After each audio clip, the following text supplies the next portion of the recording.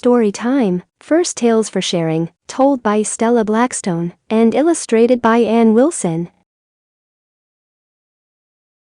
The Cock, the Mouse and the Little Red Hen. This is a story about a cock, a mouse, a little red hen and a crafty old fox. The cock, the mouse and the little red hen all lived together in a red brick house. The little red hen was hard worker. She kept the house as neat as a pin. She baked delicious pies, and cakes, and loaves of bread for everyone. And she always kept her scissors, needle and thread tucked in her apron, just in case something needed mending. I'm sorry to say that her companions were not as hardworking as she was. All the cock ever did was crow loudly every morning, cock-a-doodle-doo, cock-a-doodle-doo, and all the mouse did was sleep and eat and complain if he was too cold.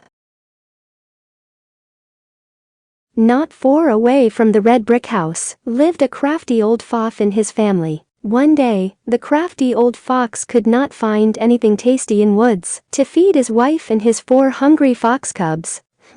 Thought the crafty old fox, if I could only catch the cock, the mouse and the little red hen, what a feast we would all have for our supper. So the crafty old fox made a cunning plan. He found a big, strong sack and the next day, he got up very early. He took the sack and he walked all the way to Red Brick House and knocked on the door.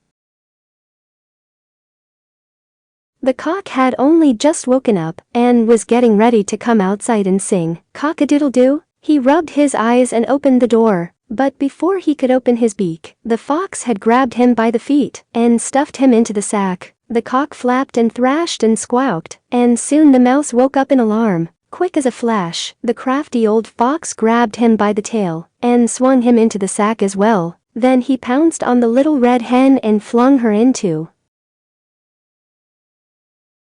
So far, so good, purred the fox, feeling rather pleased with himself. He tied a big knot in the top of the sack and set off for home. He had a long way to go, thought, and the sack was heavy. The sun grew hotter and hotter, and soon the fox was very tired. I'd better stop for a rest, he thought. So he settled down in the shade under a nearby tree, and laid the sack down beside him. He fell asleep and started snoring. Inside the sack, the cock and the mouse were trembling with fright. Only the little red hen remained calm. As soon as she heard the fox snoring, she knew that their chance had come. Without wasting a moment, she pulled out her scissors. Snip, snip, snip. Soon she had cut a neat hole in the sack. Shoo, she whispered to the cock and the mouse. Then each of them crept out, trying not to disturb the sleeping fox.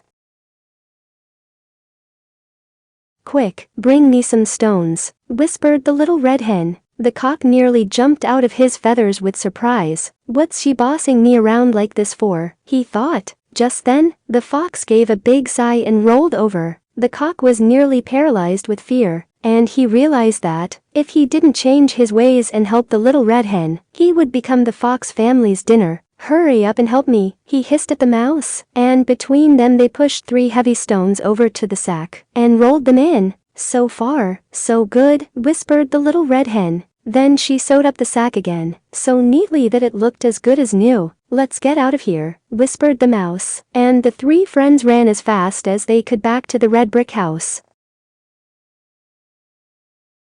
Under the tree, the fox dreamed of the fragrant stew he and his family would share for supper. After a while he woke up, swung the sack across his back, and set out for home. The sack seemed even heavier now, and by the time he got back, he was exhausted. He was glad to see that his wife had a big pot of water boiling on fire. Here you are, everyone, he cried, and tipped the sack right into the water. Ouch! The heavy stone sent boiling water splashing in every direction, and all of the foxes were scorched. The crafty old fox could not believe it. He went slinking away to back of the den and curled up in a corner, covering his face with his big, bushy tail.